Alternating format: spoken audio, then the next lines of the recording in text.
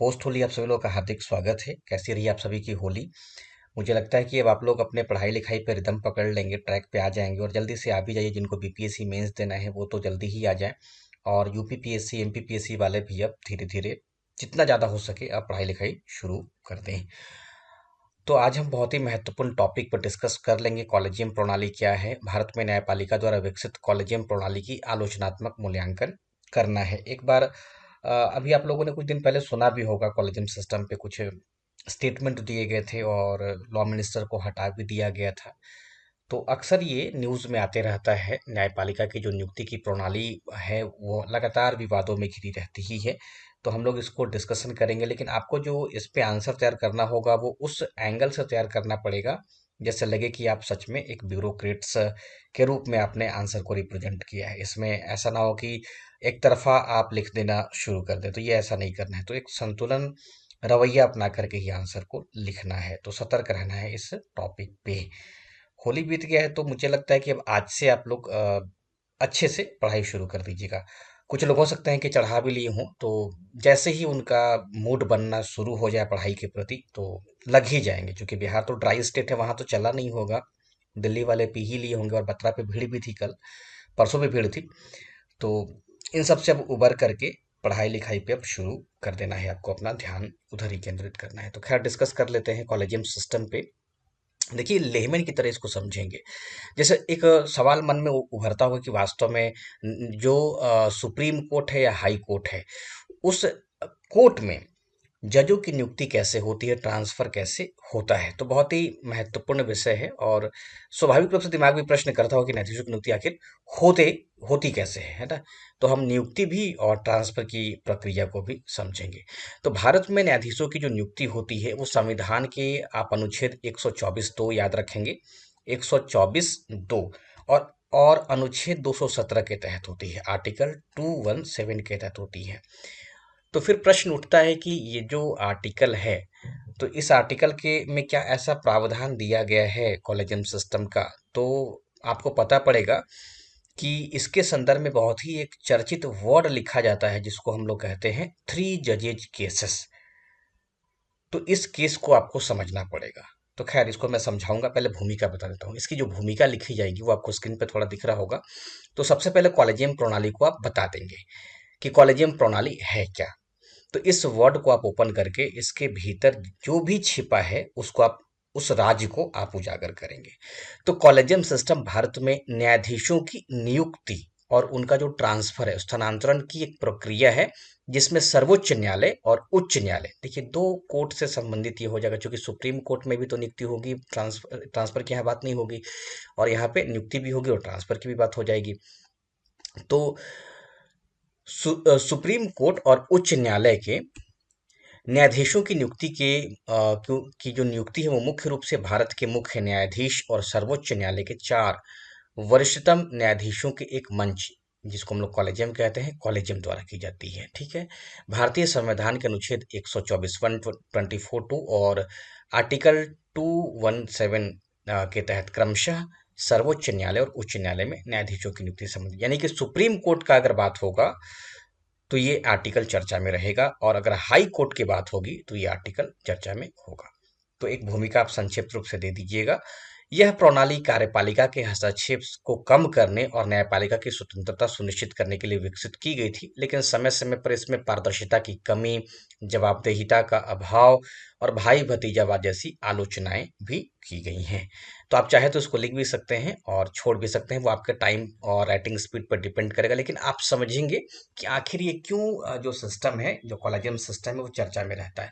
तो अक्सर देखेंगे पारदर्शिता की कमी बताई जाती है कि जो जज हैं वो कहीं ना कहीं भाई भतीजावाद या अपने पसंद के लोगों को जज बनाने के लिए उत्सुक रहते हैं। तो पारदर्शिता की कमी हो जाएगी, कोई जवाबदेही नहीं है इसमें, और भाई भतीजावाद तो है ही। तो इसके कारण से इस सिस्टम का आलोचना भी किया जाता है। तो भूमिका लिखने के बाद आप इस कॉलेजियम प्रणाली के विकास को समझेंगे। तो 3 जजेज केसेस जो हुए थे उसके बारे में समझिएगा। तो प्रथम न्यायाधीश का, 3 जज का मतलब हो गया 3 बार, 3 बार ऐसा हुआ। तो प्रथम न्यायाधीश का मामला 1981 में आया था। एकदम आप अपने दिमाग में इसको बैठा लेंगे। तो प्रथम न्यायाधीश का जो मैटर आया था, तो उसमें यह कहा गया कि न्यायाधीशों की नियुक्ति में सरकार की भूमिका अधिक रहेगी। देखिए इसमें क्या कहा गया कि सरकार की भूमिका अधिक रहेगी यहाँ पे। तो 1981 में ही ये डिसाइड किया गया था। तो इसने यह निर्धारित किया कि न्यायिक नियुक्तियों और स्थानांतरणों पर भारत के मुख्य न्यायाधीश के परामर्श को ठोस कारणों से अस्वीकार किया जा सकता है, और इस निर्णय से अगले 12 वर्षों तक न्यायिक नियुक्तियों में कार्यपालिका की प्रधानता बनी रही। देखिए सीजेआई सीजीआई के परामर्श को अस्वीकार भी किया जा सकता है। तो जब अस्वीकार की बात होगी तो कार्यपालिका स्वाभाविक रूप से वहां पे प्लस में रहेगी, या कार्यपालिका का प्रभाव वहां पे रहेगा। तो प्रथम न्यायाधीश का जो मामला आया था, इस मामले में सरकार की भूमिका अधिक होगी, ये यहाँ पे दिख गया था, क्योंकि यहाँ पे परामर्श को अस्वीकार करने का भी पावर दे दिया गया है ना। तो प्रथम न्यायाधीश का मामला ये था। दूसरा जो न्यायाधीश का मामला था वो 1993 में आया। तो सर्वोच्च न्यायालय ने कॉलेजियम प्रणाली की शुरुआत करते हुए कहा कि परामर्श का अर्थ सहमति है, और इसमें यह भी कहा गया कि सीजीआई की व्यक्तिगत राय नहीं होगी, उसका कोई पर्सनल ओपिनियन नहीं होगा, बल्कि सर्वोच्च न्यायालय के 2 वरिष्ठतम न्यायाधीशों से ली गई संस्थागत राय होगी। यानी कि 3 न्यायाधीशों की यहाँ पर राय आपको दिखाई देगी, यानी कि 1 सीजीआई और 2 अदर जो वरिष्ठ न्यायाधीश हैं, ये हो गए, है ना। तो ये क्या होगा, एक प्रकार के संस्था की तरह आपको दिखाई देगा ये बॉडी। तो 2 वरिष्ठतम न्यायाधीशों से ली गई संस्थागत राय होगी। यहाँ पे देखिए प्रथम न्यायाधीश का जो मामला था, इसमें कॉलेजियम सिस्टम आपको नहीं दिखाई देगा। तो इसमें क्या हुआ कि न्यायिक नियुक्ति और जो स्थानांतरण था उसमें सीजीआई से परामर्श लिया जाएगा, और परामर्श को अस्वीकार भी किया सकता है। तो उसके बाद क्या हुआ कि परामर्श का अर्थ सहमति हो गया, और इसमें यह कहा गया कि ठीक है सीजीआई से हम सहमति लेंगे, लेकिन 2 वरिष्ठतम न्यायाधीशों की उसमें भी राय रहेगी, उसी का राय लिया जाना होगा सीजीआई को, है ना। तो ये हुआ। उसके बाद जो तीसरा न्यायाधीश मामला आया, तो तीसरा जो न्यायाधीश मामला हुआ, तो इसमें राष्ट्रपति के द्वारा एक प्रेसिडेंशियल रेफरेंस के बाद सर्वोच्च न्यायालय ने 5 सदस्यीय निकाय के रूप में कॉलेजियम का विस्तार किया। इससे पहले वाले में 2 था, अब उसको और 2 बढ़ा दिया गया, है ना। तो अब इसमें क्या हुआ कि अगर 2 रहा था पहले तो 1+2 था, अब 1+4 हो गया, तो कुल 5 हो गया, जिसमें सीजीआई और उनके 4 वरिष्ठतम सहयोगी शामिल होंगे। सर्वोच्च न्यायालय के कॉलेजियम की अध्यक्षता सीजीआई द्वारा की जाती है, जिसमें सर्वोच्च न्यायालय के 4 अन्य वरिष्ठतम सीनियर मोस्ट न्यायाधीश भी शामिल होते हैं। तो यहाँ पे ये बात कही गई। तो ये जो कॉलेजियम प्रणाली का विकास है वो 3 जजेज केसेस के बाद ही सामने आ गया था। तो पहले न्यायाधीश के मामले में आपने देखा कि सरकार की भूमिका अधिक हो गई, है ना। उसके बाद आपने देखा कि जो दूसरा न्यायाधीश मामला था, इसमें क्या कहा गया कि न्यायपालिका की सिफारिश अंतिम होगी और परामर्श का अर्थ सहमति माना जाएगा। यहीं से क्या है, कॉलेजियम प्रणाली की नींव पड़ गई थी, ठीक है। तो परामर्श का क्या हुआ कि सहमति उनका जो है जिसको हम लोग अंग्रेजी में एक टर्म है कंसेंट, तो उनकी सहमति ही होगी। तो यहाँ पे क्या हुआ कि यहाँ से कॉलेजियम प्रणाली की नींव पड़ गई। और इसके बाद देखिए तो कॉलेजियम का यहाँ पे विस्तार दिखाई देगा, और अभी तक यही सिस्टम मौजूद है। तो 5 सदस्यीय बॉडी के रूप में इसका विस्तार किया गया, जिसमें 1 सीजीआई प्लस 4 अन्य वरिष्ठतम न्यायाधीश शामिल होते हैं। तो मुझे लगता है कि इसके विकास को आप समझ गए होंगे, क्योंकि इसको और लंबा पढ़ाया जा सकता है, लेकिन इतना करने की आपको आवश्यकता नहीं है। आपको जज और इसमें ज़्यादा दिलचस्पी लेने की आवश्यकता नहीं है, ठीक है। तो आपको आंसर राइटिंग करना उस परिप्रेक्ष्य से मैंने आपको बता दिया है। अब देखिए इसमें ये जानना जरूरी रहेगा आपके लिए कि जो कॉलेजियम है वो कैसे काम करती है। तो कॉलेजियम की भी अपनी संरचना होगी, जो सुप्रीम कोर्ट की अलग तरीके से काम करेगी और हाई कोर्ट के अलग तरीके से काम करेगी। तो इस संरचना को भी आप समझेंगे, भले आप लिखिए नहीं, लेकिन कॉलेजियम की संरचना को समझना जरूरी है। तो सर्वोच्च न्यायालय का जो कॉलेजियम है उसमें सीजीआई और 4 सीनियर मोस्ट न्यायाधीश होते हैं। वहीं जो हाई कोर्ट का जो कॉलेजियम है उसमें हाई कोर्ट के मुख्य न्यायाधीश और 4 वरिष्ठतम यानी कि सीनियर मोस्ट न्यायाधीश होंगे। तो इस बात को आप ध्यान रखिएगा, ठीक है। कॉलेजियम शब्द तो आएगा, लेकिन सुप्रीम कोर्ट और हाई कोर्ट के संदर्भ में यहाँ पे अलग अलग प्रावधान हो जाएगा। तो उच्च न्यायालयों में न्यायाधीशों की नियुक्ति कॉलेजियम प्रणाली के माध्यम से होती है, और सरकार की भूमिका केवल कॉलेजियम द्वारा सुझाए गए नामों की पुष्टि तक ही सीमित रहती है। उच्च न्यायालय का मतलब क्या हो गया कि सुप्रीम कोर्ट और हाई कोर्ट, ठीक है। तो जो अपर स्टेज के जो न्यायालय हैं वहां पे जो न्यायाधीशों की नियुक्ति है वो कॉलेजियम के माध्यम से ही होती है। इस बात को भी आप ध्यान रखिएगा। अगर आपको ऐसा लगे तो यहाँ पे सुप्रीम और हाई कोर्ट भी कर दीजिएगा, सुप्रीम कोर्ट और हाई कोर्ट में न्यायाधीशों की नियुक्ति कॉलेजियम प्रणाली के माध्यम से होती है। और इसमें सरकार की भूमिका केवल कॉलेजियम के द्वारा सुझाए गए नामों, यानी कि जो नाम लिख करके दे दिया गया है वो उसी को जज बना सकते हैं। तो इसमें क्या होता है, जैसे मान लीजिए कि सरकार की यहाँ पे भूमिका क्या रही, तो सरकार की भूमिका हुई कि केवल वो नाम की समीक्षा कर सकते हैं, ठीक है। और उसको लगेगा, सरकार को लगेगा कि नियुक्ति ठीक है तो वो नियुक्ति कर देंगे, लेकिन कभी कभी वो कॉलेजियम के प्रस्ताव को लौटा सकती है। लेकिन अगर कॉलेजियम दोबारा उसी नाम को रिपीट कर दिया तो सरकार को उसको स्वीकारना होगा, यानी कि सरकार यहाँ पे बाध्य हो जाएगी। मुझे लगता है कि आप लोग और अच्छे से समझ गए होंगे। जैसे जो कॉलेजियम की संरचना है, तो आपके दिमाग में तो एक प्रश्न उठेगा ना कि क्या इसमें सरकार की भूमिका नहीं है, अगर नाम लिख करके दे दी तो कि हाँ इसी व्यक्ति को नियुक्त करो।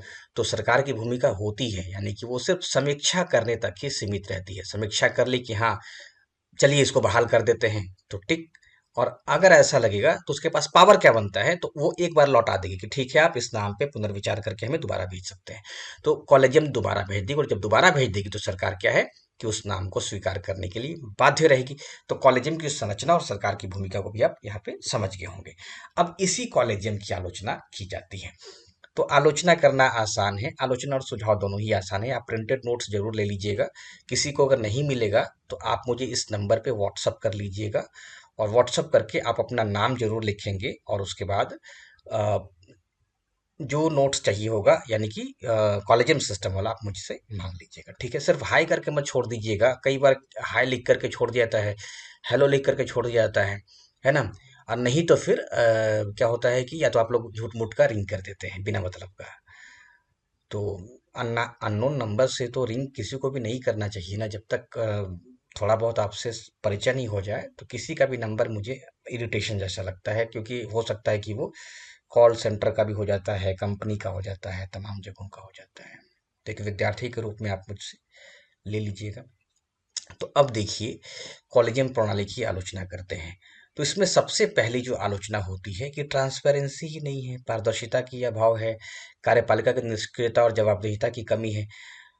तो अब इसमें देखिए न्यायिक नियुक्तियों में कार्यपालिका की भूमिका केवल अनुमोदन तक, अप्रूवल तक सीमित है, जिससे सत्ता का संतुलन प्रभावित होता है, चेक एंड बैलेंस जो है वो प्रभावित होता है। किसी बाहरी बॉडी के द्वारा न्यायाधीशों की योग्यता, अनुभव या नैतिकता का आकलन करने का कोई प्रावधान ही नहीं है। बात को समझ गए, जिस व्यक्ति को न्यायाधीश बनाया जाएगा वो योग्य है या नहीं है, उसमें एक्सपीरियंस है या नहीं है, या अपने टेन्योर में उसने कितने अच्छे फैसले लिए हैं, इसका कोई एक्सपीरियंस करने वाला कोई बॉडी नहीं है, मूल्यांकन करने वाला कोई बॉडी नहीं है। किसी जज में एथिक्स है या नहीं है, इस नैतिकता का आकलन करने का कोई प्रावधान नहीं है। सरकार की भूमिका क्या है कि जो नाम आ गया उसको अप्रूव करे या एक बार उसको पुनर्विचार के लिए लौटा दे। तो कार्यपालिका की निष्क्रियता और जवाबदेहिता की भी कमी है, इस बात को ध्यान रखेंगे। उसके बाद देखिए पारदर्शिता भी यहाँ पे नहीं है। यहाँ पे क्या हमने बताया कि कार्यपालिका इसमें आप देखें क्यों तो वो न्यूट्रल है। निष्क्रियता और जवाबदेहिता की कमी हो गई। और पारदर्शिता, तो कॉलेजियम प्रणाली क्लोज डोर मैकेनिज्म के रूप में काम करती है। इसको, इस टर्म को आप याद रखिएगा, ये कोर्ट के संदर्भ में अच्छा नाम या वर्ड है। जहां नियुक्ति की प्रक्रिया सार्वजनिक नहीं होती है। बात को समझ गए, क्लोज डोर मतलब एक कमरे के भीतर, एक आप कह सकते हैं कि पर्दे के भीतर सब कुछ तय हो जाता है और नाम बाहर आ जाता है। तो नियुक्ति की प्रक्रिया सार्वजनिक नहीं होती है। जैसे आप लोग देखते हैं कोई विधायक बन रहा है, तो वो विधायक क्या है कि वो उस क्षेत्र में अपनी भूमिका अदा कर रहा है, लोग उसके बारे में समझते रहते हैं। तो नियुक्ति की प्रक्रिया यहाँ पर सार्वजनिक ही नहीं है। कैसे किसी व्यक्ति का नाम आ गया, किसी को कुछ पता ही नहीं चला। न्यायपालिका से जुड़ी नियुक्तियों को लेकर कोई आधिकारिक दस्तावेज या सचिवालय नहीं होता। इससे प्रक्रिया क्या है, अपारदर्शी बन जाती है। तो पारदर्शिता और जवाबदेहिता का भी अभाव है। उसके बाद तीसरा क्या है कि जो भाई भतीजावाद और जो पक्षपात की संभावना है वो चला जाता है। तो कॉलेजियम प्रणाली में नियुक्ति के लिए कोई लिखित मापदंड नहीं है, जिसमें भाई भतीजावाद, पक्षपात की संभावना बढ़ जाती है। अब यहाँ पे भाई भतीजावाद का तात्पर्य क्या है, यानी कि किसी के चाचा अगर जज हैं तो हो सकता है कि वो अपने भतीजे को भी जज के रूप में सिफारिश करना शुरू कर दे, या पुत्र पिता, ठीक है। तो अगर पिता जज है तो हो सकता है कि वो पुत्र को के लिए भी कुछ सिफारिश करना शुरू कर दे। जरूरी नहीं है कि वो पद पर है तभी, अगर वो रिटायर हो गया है तो भी हो सकता है कि वो करना शुरू कर दे। तो भाई भतीजावाद और पक्षपात की संभावना बढ़ जाती है। तो कॉलेजियम प्रणाली में नियुक्ति के लिए कोई लिखित मापदंड नहीं है। इसमें क्या होता है कि भाई भतीजावाद और पक्षपात की संभावना बढ़ जाती है। न्यायिक नियुक्तियां अक्सर प्रभावशाली न्यायाधीशों की पसंद पर निर्भर करती है, जिससे योग्य लेकिन कम प्रसिद्ध उम्मीदवारों को अवसर ही नहीं मिल पाता है। तो ये भी यहाँ पे समस्या उठ जाती है। नियुक्तियों में विलंब, कॉलेजियम प्रणाली के कारण जो न्यायाधीशों की नियुक्ति में अनावश्यक देरी होती है। आप लोगों ने देखा होगा कि सुप्रीम कोर्ट जब भी आप लोग पीटी में पढ़ते होंगे तो मालूम चलता है कि उसमें 2 न्यायाधीशों का जो पोस्ट है वो खाली ही है ना? तो जिससे न्यायालयों में लंबित मामलों की संख्या बढ़ती जाती है। न्यायपालिका में जजों की कमी भारतीय न्याय प्रणाली के लिए बड़ी चुनौती बन गया है। अभी यूपी हाई कोर्ट का भी एक मुद्दा बना था इस पे कि वहाँ पे जो न्यायाधीशों का जो पद है, या पटना हाई कोर्ट में भी न्यायाधीशों का जो पद है वो काफी रिक्त है। विविधता और प्रतिनिधित्व की कमी, तो कॉलेजियम प्रणाली में विमेन नहीं है, जो दलित हैं वो नहीं है, जो पिछड़े हैं वो नहीं है, आदिवासी जो हैं वो उनका प्रतिनिधित्व बहुत कम है। तो उच्च न्यायपालिका में क्षेत्रीय और सामाजिक संतुलन बनाए रखने के लिए कोई ठोस नीति ही नहीं है। तो इस कारण से भी कॉलेजियम की आलोचना की जाती है। राष्ट्रीय न्यायिक नियुक्ति आयोग का जो असफल प्रयास रहा, तो 2014 में संसद ने 99वें संविधान संशोधन के माध्यम से एनजेएसी को बनाया था, लेकिन इसको सुप्रीम कोर्ट ने खारिज कर दिया। तो एनजेएसी में कार्यपालिका, न्यायपालिका और नागरिक समाज के प्रतिनिधियों को शामिल किया गया था, जिससे न्यायिक नियुक्ति को अधिक पारदर्शी और जवाबदेह बनाया जा सके। लेकिन इस प्रस्ताव को सुप्रीम कोर्ट ने असंवैधानिक करार दिया था। 2015 में सर्वोच्च न्यायालय ने एनजेएसी को संविधान के बुनियादी ढांचे के विरुद्ध घोषित करते हुए असंवैधानिक करार दिया और इसे रद्द कर दिया। इसमें सुधार की क्या उपाय किए जाए, तो संभावित सुधार आप लिखिएगा, संभावित संभावित सुधार नहीं, संभावित सुधार और वैकल्पिक समाधान। तो नियुक्ति की प्रक्रिया में पारदर्शिता, यानी कि कॉलेजियम की जो पारदर्शिता है उसको बढ़ाया जाए। तो कॉलेजियम को नियुक्तियों से जुड़ी सिफारिशों के पीछे तर्क और जो मानदंड है, जो क्राइटेरिया है, उसको आप सार्वजनिक करिए। एक स्थायी सचिवालय का गठन किया जाए जो नियुक्तियों का रिकॉर्ड रखे और चयन प्रक्रिया को सुव्यवस्थित करे। न्यायिक नियुक्ति आयोग का पुनर्गठन, एनजीएसी जैसी संशोधित व्यवस्था बनाई जा सकती है जिसमें न्यायपालिका की स्वतंत्रता को सुरक्षित रखते हुए कुछ हद तक कार्यपालिका और नागरिक समाज की भागीदारी हो। यानी कहने का मतलब कि न्यायिक नियुक्तियों की समीक्षा के लिए एक स्वतंत्र निकाय की भी स्थापना की जाए। उसके बाद योग्यता और विविधता सुनिश्चित किया जाए। नियुक्ति के लिए स्पष्ट मानदंड तय किए जाने चाहिए जिससे न्यायपालिका में योग्य, विविधता और क्षेत्रीय संतुलन को बढ़ावा मिले। महिलाओं और वंचित वर्गों को उच्च न्यायपालिका में अधिक प्रतिनिधित्व दिया जाना चाहिए। न्यायपालिका में स्वतंत्र निगरानी निकाय, एक स्वतंत्र निगरानी निकाय बनाया जाए जो न्यायिक नियुक्तियों की निष्पक्षता और पारदर्शिता की समीक्षा कर सके। तो ये सब संभावित सुधार आप दे सकते हैं और उसके बाद एक कंक्लूजन, आप निष्कर्ष लिख दीजिएगा कि कॉलेजियम प्रणाली ने भारत में न्यायपालिका की स्वतंत्रता को सुनिश्चित करने में महत्वपूर्ण भूमिका निभाई है, लेकिन इसकी अपारदर्शिता, जवाबदेही की कमी और भाई भतीजावाद जैसे मुद्दों के कारण इसकी आलोचना की जाती है। हालांकि एनजेएसी को असंवैधानिक ठहराया गया, लेकिन न्यायिक नियुक्ति प्रक्रिया में सुधार की आवश्यकता से इनकार नहीं किया सकता। एक संतुलित प्रणाली विकसित करने की आवश्यकता है जिसमें न्यायपालिका की स्वतंत्रता भी बनी रहे और पारदर्शिता और जवाबदेहिता भी सुनिश्चित की जाए। यदि कॉलेजियम प्रणाली में आवश्यक सुधार किए जाएं तो यह न्यायपालिका की विश्वसनीयता और लोकतांत्रिक मूल्यों को और मजबूत कर सकती है। तो एक निष्कर्ष आप दे दीजिएगा। और जो लोग टेलीग्राम ग्रुप नहीं ज्वाइन किए हैं वो कमेंट बॉक्स और डिस्क्रिप्शन बॉक्स में इसका लिंक लेकर के या टेलीग्राम में ऐसा टाइप करके आप जुड़ जाइएगा, है ना। करंट अफेयर्स _001 अगर आप टाइप कर देंगे टेलीग्राम में तो चैनल आ जाएगा, आप उस चैनल को ज्वाइन कर लीजिएगा। फिर मिलूंगा नेक्स्ट वीडियो में। Thank you.